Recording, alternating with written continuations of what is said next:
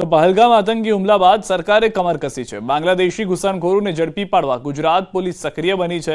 ત્યારે સુરક્ષાની દ્રષ્ટિએ અતિ સંવેદનશીલ ગણાતા પોરબંદરના દરિયાઈ વિસ્તારમાં તપાસ શરૂ થઈ છે। પોરબંદરમાં પણ ગેરકાયદેસર બાંગ્લાદેશી ઘૂસણખોરોને શોધી કાઢવા માટે તપાસનો ધમધમાટ શરૂ થયો છે। અત્યાર સુધીમાં 29 જેટલા શંકાસ્પદોને પકડી તેમની તપાસ હાથ ધરાઈ છે। જો કોઈ યોગ્ય જવાબ અને ડોક્યુમેન્ટ ન મળે તો કાર્યવાહી હાથ ધરાશે। ઉપરાંત પોલીસે અપીલ કરી છે કે કોઈ શંકાસ્પદ વ્યક્તિ જણાય તો તાત્કાલિક પોલીસનો સંપર્ક સાધવો। 20 થી વધુ જેટલા શંકાસ્પદ ઇસમો છે એને અત્રે પોલીસ સ્ટેશન ખાતે લાવી અને એનું વધારે ફર્ધર વેરિફિકેશનની જરૂરિયાત જણાતી હોય અત્યારે એની વેરિફિકેશનની કામગીરી ચાલુ છે। જો એમાંથી કોઈ પણ જો ગેરકાયદેસર જણાઈ આવશે એના ઉપર આગળ કાયદેસર કાર્યવાહી કરવામાં આવશે। જો ડોક્યુમેન્ટ્સ મળશે તો એને એ રીતે કાયદેસર આગળ કાર્યવાહી કરવામાં આવશે। પહલગામ હુમલા બાદ રાજ્યની પોલીસ પકડીને ઘૂસણખોરોને બહાર કાઢી રહી છે। ત્યારે વડોદરામાં પણ આવા ઘૂસણખોરો અંગે તપાસ શરૂ કરવામાં આવી છે। જે દરમિયાન વડોદરા રેલવે સ્ટેશને આવેલી હાવડા એક્સપ્રેસ ટ્રેનમાંથી બાંગ્લાદેશી પરિવાર ઝડપાયું। એક મહિલા, 2 બાળકો સહિત 5 ગેરકાયદે ઘૂસણખોરી કરેલા બાંગ્લાદેશી ઝડપાયા।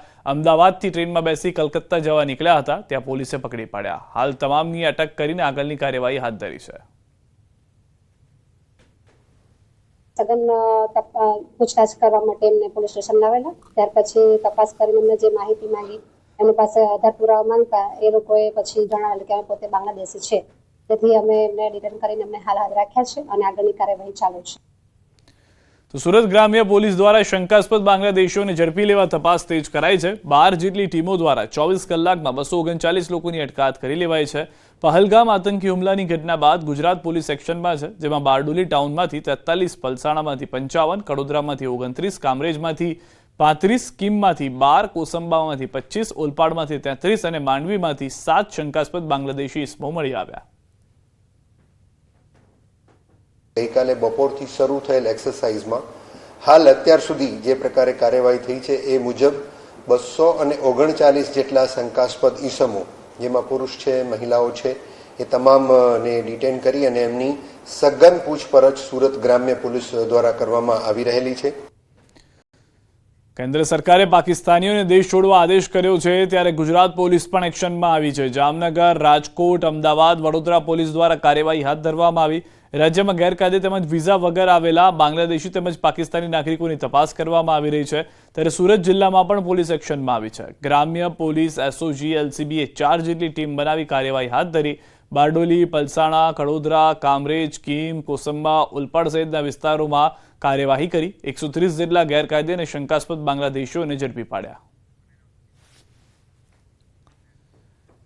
જમ્મુ કાશ્મીરના પહલગામમાં થયેલા આતંકી હુમલાના વિરોધમાં મોરવા હડફનું સંતરોડ સલાયા બજાર સ્વયંભૂ બંધ રાખવામાં આવ્યું હતું। સ્થાનિક વેપારીઓએ પોતાની દુકાનો બંધ રાખી આતંકવાદ પ્રવૃત્તિને જડમૂળમાંથી નાબૂદ કરવાની માંગણી કરી હતી। બીજી તરફ ગ્રામ્ય વિસ્તારોમાંથી પણ ગ્રાહકોએ બંધને સમર્થન આપ્યું હતું। તો પહલગામ હુમલાને લઈને સમગ્ર દેશમાં વિરોધ છે। ગુજરાતની અંદર પણ વિરોધ જે છે તે દિવસે ને દિવસે વધી રહ્યો છે કે બદલો લેવામાં આવે સરકાર તરફથી।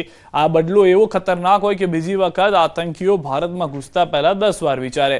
આ તમામની વચ્ચે જે સ્થાનિક લોકો છે તે પણ પોતપોતાની રીતે આ વિરોધ જે છે તેમાં જોડાઈ રહ્યા છે, વિરોધને સમર્થન આપી રહ્યા છે। બંધ પાડીને સમર્થન જોવા મળ્યું છે। આ તરફ કાશ્મીરમાં થયેલા આતંકી હુમલા વિરુદ્ધ જામનગર વૈષ્ણવ સમાજે કઠોર નિંદા પ્રસ્તાવ બહાર પાડ્યો છે। ગાદીપતિની અધ્યક્ષતામાં વૈષ્ણવોની ઉપસ્થિતિમાં એક બેઠક યોજાઈ। સમાજની બેઠકમાં આતંકવાદી હુમલાના દિવંગતોને શ્રદ્ધાંજલિ અર્પણ કરી, તેમની આત્માની શાંતિ માટે પ્રાર્થના કરી। મોટી હવેલીના પૂજ્ય વલ્લભરાયજીએ હિન્દુઓને સજાગ થવા આહવાન કર્યું। આતંકવાદ સામે કડક પ્રતિક્રિયાઓને વડાપ્રધાનને અનુરોધ કર્યો। જો ભારત જેવા દેશમાં માત્ર હિન્દુઓની આ સ્થિતિ થાય તે આ દેશ માટે અને હિન્દુ સમાજ માટે ખૂબ ચેતવા જેવું અને સજાગ થવા જેવું છે કે આ બાબતે આતંકવાદીઓ તથા એમના પોષકો, રક્ષકો એ બધાને બરાબર પ્રતિક્રિયા અને પૂરેપૂરી એમને સજા મળે તેવો પ્રયત્ન કરે। ગોંડલની ઘટના પર કોંગ્રેસ પ્રવક્તા હેમાંગ રાવલનું નિવેદન. રાજ્ય ગૃહમંત્રીની કામગીરી પર સવાલ ઉઠ્યા છે. ભાજપ સરકાર કાયદાકીય પગલાં ક્યારે લેશે તે જોવાનું રહે છે. ભાજપની આંતરિક લડાઈ ચાલી રહી છે, જેમાં નિર્દોષ લોકો ભોગ બન્યા. ગોંડલ જેની કાયદો વ્યવસ્થા જાળવવાની કામ કરવામાં આવ્યું નથી અને લોકો કાયદો વ્યવસ્થામાં બગડવાને કારણે ભોગ બની રહ્યા હોવાની પણ વાત કરી. ગોંડલની અંદર કાયદો અને વ્યવસ્થાની સંભાળવાની જેની જવાબદારી છે તેઓ આની અંદર નિષ્ફળ રહ્યા છે અને ભારતીય જનતા પાર્ટીની યાદવા સ્તરી છે એ હવે એક છેલ્લે નીચલા સ્તર ઉપર પહોંચી ગઈ હોય એમ લાગી રહ્યું છે. સુરતથી સમાચાર. અકસ્માતના સીસીટીવી આવ્યા છે સામે. કાર અને રિક્ષા વચ્ચે અકસ્માતમાં એકનું મોત. બેફામ કાર ચાલકની ધરપકડ. ઘટનાના ખોફનાક સીસીટીવી આવ્યા જોવામાં. પૂરપાટ ઝડપે આવતી કારે રિક્ષાને મારી ટક્કર વાગતા જ રિક્ષા ફંગોળાયેલી રિક્ષા બીઆરટીએસના ડિવાઈડર સાથે અથડાઈ. ડિવાઈડર સાથે અથડાતા રિક્ષા પલટી મારી ગઈ. રિક્ષા પલટી મારતા 1.5 વર્ષની બાળક બહાર ફંગોળાઈ ગયું હતું. રિક્ષા નીચે દબાયેલ લોકોને ઈજા થઈ છે. 1.5 વર્ષીય બાળકનું કરુણ મૃત્યુ થયા હોવાના પણ સમાચાર છે. 21 વર્ષીય ક્રિશ કેજરીવાલની ધરપકડ પણ કરવામાં આવી છે. તો દ્રશ્યો આપ જોઈ રહ્યા છો. આ રિક્ષા ચાલકે પ્રયાસ કર્યો હતો કે રિક્ષા કાબુમાં રહે, પરંતુ જે રીતે ગાડીની ટક્કર ભયંકર હતી જેના કારણે આખી રિક્ષા પલટી જાય છે અને તેમાં એક 1.5 વર્ષીય બાળક, જેની તસવીર આપ જોઈ રહ્યા છો, જેનું પણ મોત થાય છે. બીજી તરફ જે કાર ચાલક છે ક્રિશ કેજરીવાલ, તેની ધરપકડ કરી લેવામાં આવી છે. 21 વર્ષની ઉંમર હોવાની જાણકારી મળી રહી છે. અમરેલીમાં સિંહોની વસ્તી ગણતરી થાય તે પહેલા 4 દિવસમાં 3 સિંહોના મોત થયા છે. રાજુલા પંથકમાં અલગ અલગ 2 સિંહોના મૃતદેહ મળી આવતા ખળભળાટ મચી જવા પામ્યો. પીપાવાવ ભેરાઈમાંથી સિંહ બાળનો મૃતદેહ મળ્યો, તો કોટડીવાડી વિસ્તારમાંથી પણ 1.5 વર્ષના સિંહનો મૃતદેહ મળ્યો. બંનેનું કુદરતી રીતે મોત થયાનું વન વિભાગની તપાસમાં બહાર આવ્યું. ઉપરાંત 2 દિવસ પહેલા અમરેલીના દેવળિયા નજીક ટ્રક ચાલકે સિંહણને કચડી નાખી મોતને ઘાટ ઉતારી હતી. આમ શેત્રુંજય ડિવિઝનમાં 4 દિવસમાં અલગ અલગ 3 સિંહોના મોતની ઘટનાથી સિંહ પ્રેમીઓ ચિંતામાં જોવા મળી રહ્યા છે. તો વધુ એક સિંહના મૃત્યુના સમાચાર છે. વધુ જાણકારી ન્યૂઝ 18 સંવાદદાતા રાજન પાસેથી મેળવીએ. જી રાજન, સમગ્ર ઘટનાને લઈને શું વધુ માહિતી? સિદ્ધાર્થ, આમ જોવા જઈએ તો સિંહ પ્રેમીઓ માટે ચિંતાજનક સમાચાર છે, કારણ કે છેલ્લા 4 દિવસમાં 3 સિંહોના મોત થયા છે. જે હાલમાં જે 2 સિંહોના મૃતદેહ મળ્યા છે તેમાંથી એક સિંહ બાળ છે અને વન વિભાગની પ્રાથમિક તપાસમાં એવું બહાર આવ્યું છે કે તે કુદરતી રીતે તે મોતને ભેટ્યા છે. પરંતુ 2 દિવસ પહેલા જ સાવરકુંડલા રોડ પર એક સિંહણનું અકસ્માતમાં મોત થયું હતું. એટલે એક રીતે જોવા જઈએ તો હવે થોડા દિવસોમાં સિંહની ગણતરી થવાની છે. પૂર્વે 4 દિવસમાં 3 સિંહોના મોત થયા છે. જી, આભાર સમગ્ર માહિતી બદલ. તો હાલમાં તપાસમાં કુદરતી રીતે મોત થયા હોવાની પ્રાથમિક જાણકારી છે. વધુ માહિતી મેળવવાનો પ્રયાસ કરવામાં આવતો રહેશે. કડીના વેકરા ગામની સીમમાં ધીંગાણું. વેચાણ રાખેલી જમીન માથાભારે ઇસમે પોતાના નામે કરાવી લીધી. જમીન માલિકી મેળવવા કડી કોર્ટમાં દાવો કર્યો હતો અને દાખલો કર્યો હતો. મનન પટેલ નામના બિલ્ડર અને ભાગીદારોએ દાવો કર્યો હતો. કોર્ટના હુકમથી જમીનનું પંચનામું કર્યું હતું. પંચનામાનું મનદુખ રાખી મેહુલ રબારી સહિત ટોળાએ હુમલો કર્યો.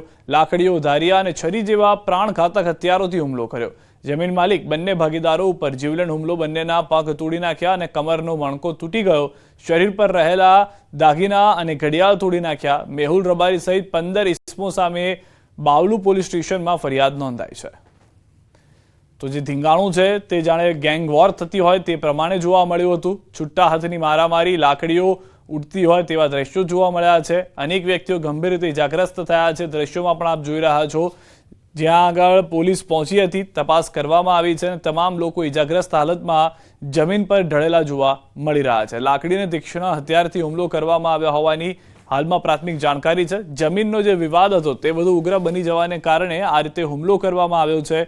કોર્ટને જે સૂચન હતું તે પ્રમાણેની પ્રયાસ હતા કે કેમ તે પણ તપાસનો વિષય છે. વધુ માહિતી ન્યૂઝ 18 સંવાદદાતા કેતન પાસેથી મેળવીશું. કેતન, શું છે સમગ્ર ઘટના?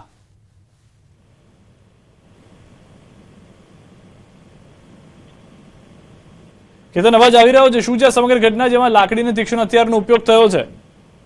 ચોક્કસ જણાવી દઉં કે કડી તાલુકાના વેકરા ગામની સીમમાં આ જે ઘટના હોય છે તે બની છે. વેચાણ રાખેલી જમીન માથાભારે પોતાના નામે કરાવી લીધી હતી તેવી હાલમાં પ્રાથમિક માહિતી મળી છે. જમીન માલિકી મેળવવા માટે કડી કોર્ટમાં દાવો પણ દાખલ કરવામાં આવ્યો હતો. મનન પટેલ નામના બિલ્ડર અને ભાગીદારો દ્વારા દાવો કરવામાં આવ્યો હતો ત્યારે કોર્ટના હુકમથી જમીનનું પંચનામું કર્યું હતું. પંચનામાનું મનદુખ રાખી મેહુલ રબારી સહિતના ટોળા દ્વારા આ હુમલો કર્યાની હાલમાં પ્રાથમિક માહિતી મળી રહી છે. લાકડીઓ, દારિયા અને છરી જેવા ઘાતકી હથિયારો હોય છે તેના વડે હુમલો કરવામાં આવે છે. સમગ્ર વિડીયો પણ સામે આવે છે કે જેમાં કેટલાક લોકો લાકડીઓ વડે જે ફરિયાદી હોય છે તેને મારતા પણ જોવા મળી રહ્યા છે.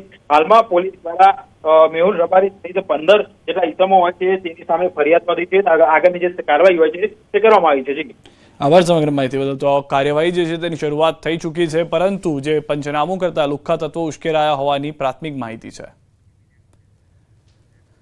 અમદાવાદમાં યુવકને ઢોર માર મારતો વિડીયો વાયરલ થયો છે. ફક્ત 10,000 માટે યુવકને પટ્ટાથી માર મારવામાં આવ્યો. સોશિયલ મીડિયામાં અસામાજિક તત્વોનો આતંક વાયરલ છે. 3 થી 4 યુવકોએ ભેગા મળી યુવકને ઢોર માર માર્યો. બેરહેમપૂર્વક લાતો મારવામાં આવી. પટ્ટાથી યુવકને માર મારતો વિડીયો વાયરલ થયો. વિડીયો વસ્ત્રાલ વિસ્તારનો હોવાની ચર્ચા છે. 10મી એપ્રિલની આસપાસનો વિડીયો હોવાની શક્યતા. વિકી ગેંગના સભ્યોની સંડોવણીની પણ શક્યતા. જૂનાગઢ પોલીસના જાપ્તામાંથી કેદી ફરાર થયો છે. જૂનાગઢની જેલમાંથી મોરબી જેલ ખાતે ટ્રાન્સફર દરમિયાન થયો ફરાર. કાચા કામનો કેદી હરસુખ ઉર્ફે ચુવી કાળુભાઈ વાઘેલા ફરાર થયો છે. કેદી ભાગતો હોય તેવા સીસીટીવી પણ જોવા મળ્યા. જૂનાગઢ પોલીસની ગાડી ગરમ થતા વચ્ચે રોકવી પડી હતી. મોરબી નજીક ખજુરા હોટલ પાર્કિંગમાં ગાડી રોકાઈ હતી. કેદીએ ટોયલેટ જવાની ઈચ્છા વ્યક્ત કરી. પોલીસનો હાથ છોડાવી કેદી ટોયલેટની દિવાલ કૂદી નાસી છૂટ્યો. ટંકારા પોલીસે કેદીને પકડવા તજવીજ હાથ ધરી. ભરૂચમાં 2 પિકઅપ ચાલકનો જોખમી ડ્રાઇવિંગ. અંકલેશ્વર નજીક NH48 પર જોખમી ડ્રાઇવિંગ. બંને પિકઅપ ચાલકે હાઈવે પર રેસ લગાવી હોય એવા દ્રશ્યો. જોખમી ડ્રાઇવિંગ ભયાનક અકસ્માત માટે બની શકે છે કારણ પોલીસ કડક કાર્યવાહી કરે એ જરૂરી.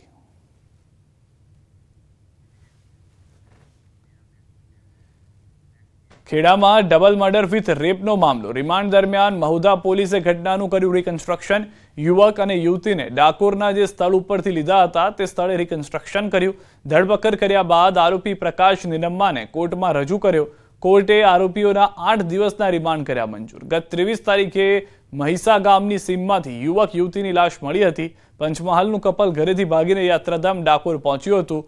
આશરાની શોધ કરતા પ્રેમી યુગલને અંતે મળ્યું હતું મોત. સીસીટીવીના આધારે પ્રકાશની નિનમ્માની જે જાણકારી છે તે પ્રમાણે તપાસ કરવામાં આવી રહી છે. ઠાસરાના ખીજલપુર ગામેથી કરી હતી ધરપકડ. આરોપીને પૂછતાછ કરતા આરોપી ભાગી ગયો હતો અને તેનો ગુનો પણ કબૂલ કર્યો હતો. ખેડા જિલ્લા LCB, SOG અને મહુધા પોલીસની અલગ અલગ 10 ટીમો બનાવી હતી.